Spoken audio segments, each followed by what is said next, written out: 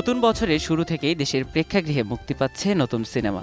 সেই ধারাবাহিকতায় শুক্রবার সাপ্তাহিক ছুটির দিনে মুক্তি পেয়েছে অনুদানের 2 সিনেমা। বৃদ্ধ বাবা মার মূল্য যখন কুকুরের চেয়ে কম হয়ে যায় তখন বেঁচে থাকতে বড় কষ্ট হয়। বৃদ্ধাশ্রমের গল্পকে উপজীব্য করে বদিল আলম খোকন নির্মিত দায়মুক্তি সিনেমাটিতে গুরুত্বপূর্ণ 2টি চরিত্রে অভিনয় করেছেন আবুল হায়াত ও দিলারা জামান। শিক্ষণীয় এই সিনেমাটি দেখা যাচ্ছে সারা দেশের 20টি প্রেক্ষাগৃহে।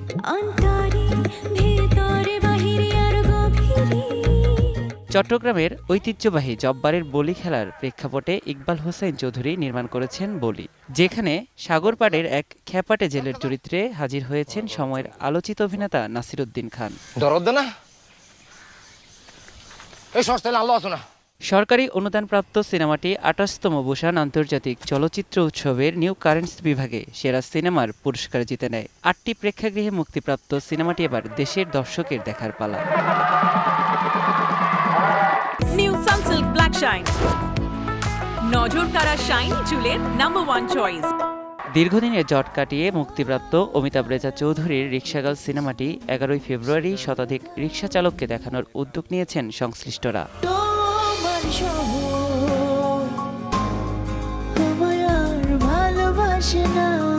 নিয়াজ শুভ, সময় সংবাদ, ঢাকা।